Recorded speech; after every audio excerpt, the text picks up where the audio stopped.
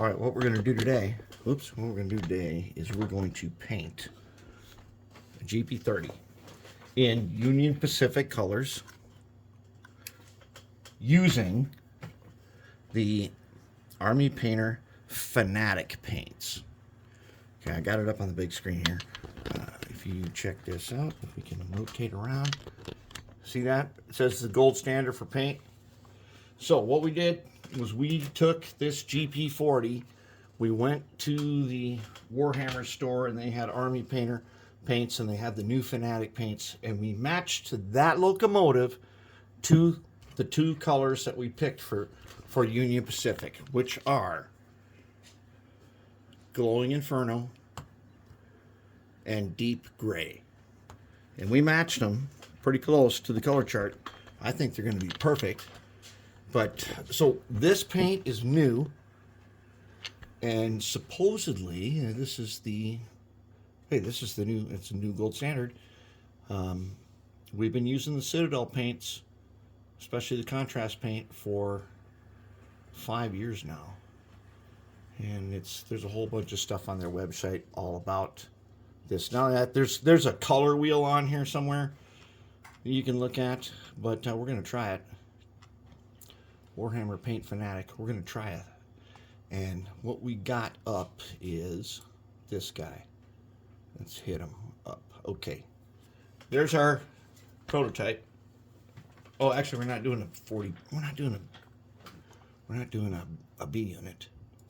Dang, we got it. Let's redo our selection here and just make a GP30.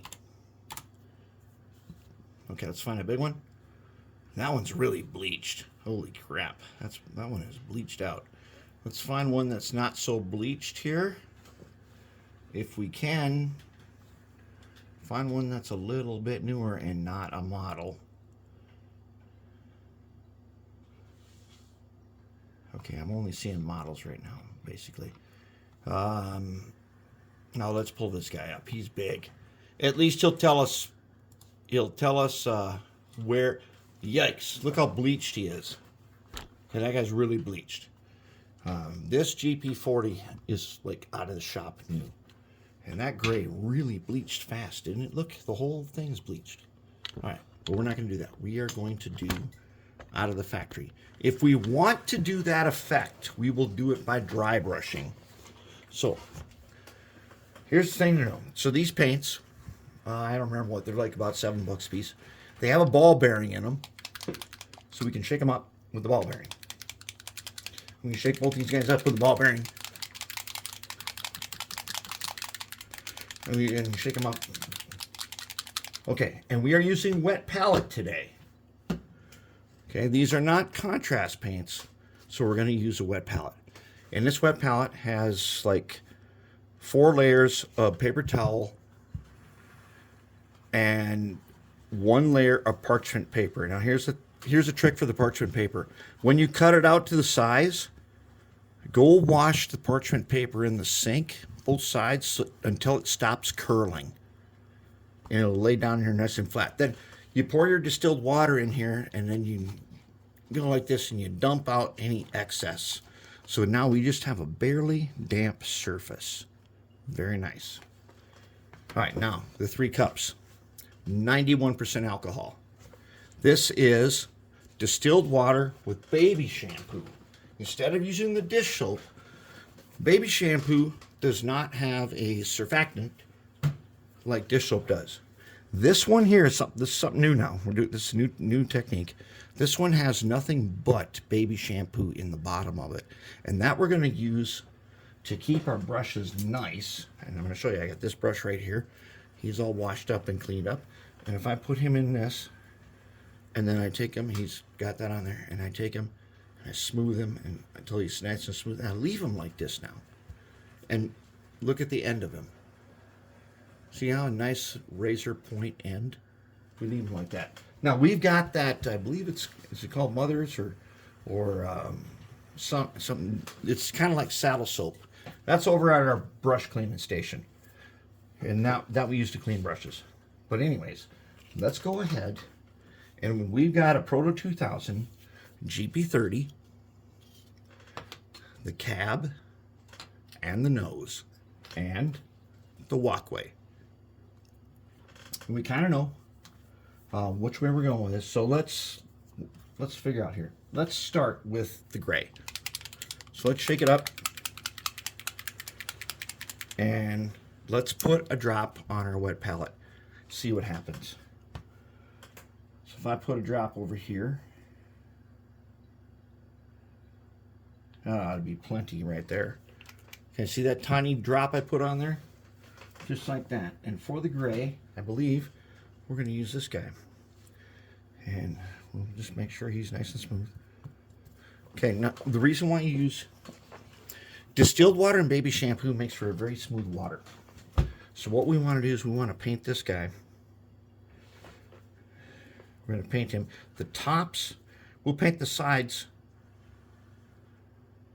Okay, no, we're going to do this backwards. We're going to, that guy will stay. We're going to do the yellow on this guy. Because there's not very much yellow that goes on here. So we're going to go ahead and do that. Should have thought of that earlier. Let's put a drop of the yellow over here. Okay, that ought to be plenty. Okay, now let's take our brush for the yellow. I think it's going to be this guy. Yeah, he's good to go. Okay, let's see how this works. All right, so what I'm going to do, as always, I'm going to go into my wet palette. I'm going to take my brush, which is right now it's at a chisel point, and that's because of baby shampoo and water. Nice chisel point, very flat. Okay, I'm going to draw back from the little glob here, and like this much. So now what we know about this walkway is that the battery boxes and this front part, holy crap, is this smooth. Okay, I cannot tell you how smooth this paint is. Wow. It doesn't get any smoother than that. I think that if I do this right, I won't have to mask this at all. This is unbelievably smooth. And so the side of this walkway is yellow.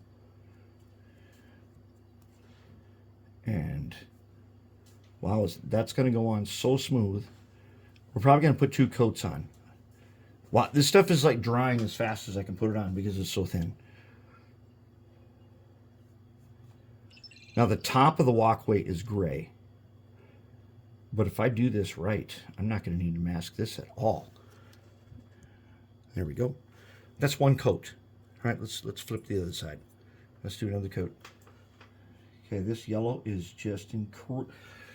These Fanatic paints, I'm going to tell you right now, I don't know, even compared to the contrast paints, this stuff goes on very smooth.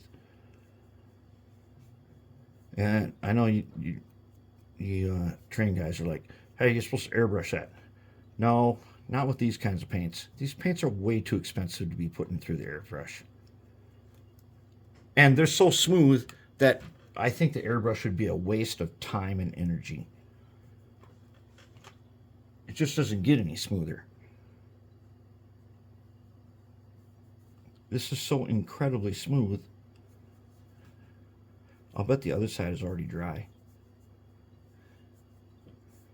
I will bet that it is. And it goes on there. You will not see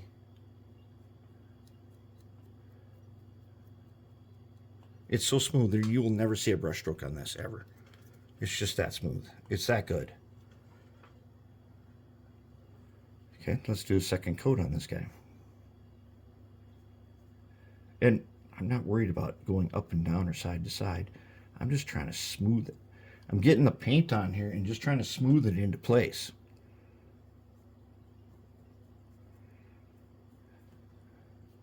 Now this is not my first time with the Fanatic paints, but this is the first time trying to do a matching a railroad color with these Fanatic paints.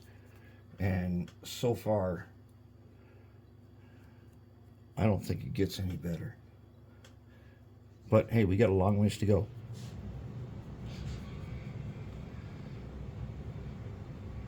So all I want to do is smooth it so that you can't tell I was even here with the brush. You won't even know there was a brush ever here. That's coat 2 on that side. Let's go to this side and do coat 2. And I'm barely taking any paint off that palette to do this.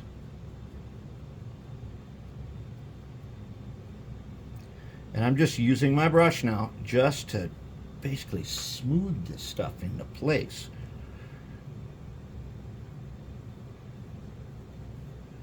I'm gonna have to say this is not like other paints that I've ever used. And you've seen us, we have done a lot of brush painting. And that is just ridiculously smooth. All right, now as long as we're doing yellow, why don't we go ahead? We'll do this on a couple parts. We've already made 10 minutes. Let's go ahead and do the cab. Now the cab gets it about halfway up to the window. It goes above that handrail, and we're doing the gray over it in that wherever we're going to mask at. So I'm going to go ahead. I'm going to get her up here.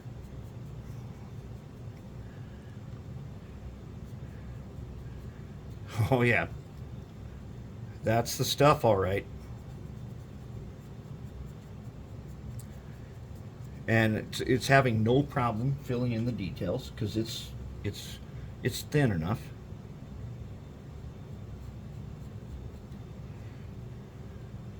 It is definitely thin enough.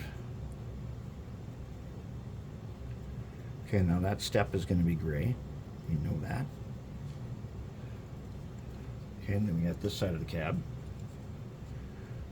And above the handrail. Now what we're going to see in a while is how does the gray go over this for when we have to do some masking at some point so we can get the red stripe going. But it looks like we don't go any farther than this.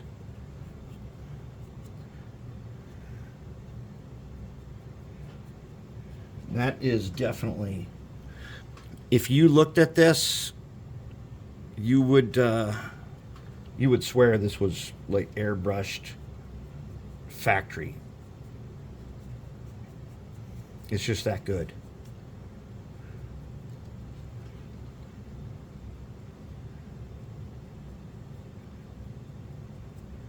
Okay, so now all I have to do is take my brush and get rid of, and look at this, okay. I don't know if you can see. You can barely see. I can see some tiny, tiny streaks in there, but I'm gonna do this. I'm gonna go like that. I'm gonna go like that. Now look. You can see that now. That definitely looks at least as good or better than any airbrush ever. It's that good. Let's get a little coat on here. Okay, let's hit the side again. Second coat.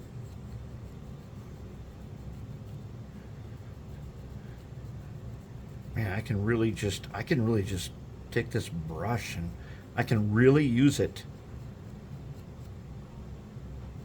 I don't have to be gentle at all with this. Wow, I'm going to tell you now that I'm sold on this. This is good stuff. This is definitely very, very good paint. Okay, so we're going to leave it at this. We'll come back in a while. I'll do a little more painting. We'll come back in a while and we'll start doing some gray and so I'll probably show you. We'll do some yellow on the body in the next video coming up in just a minute.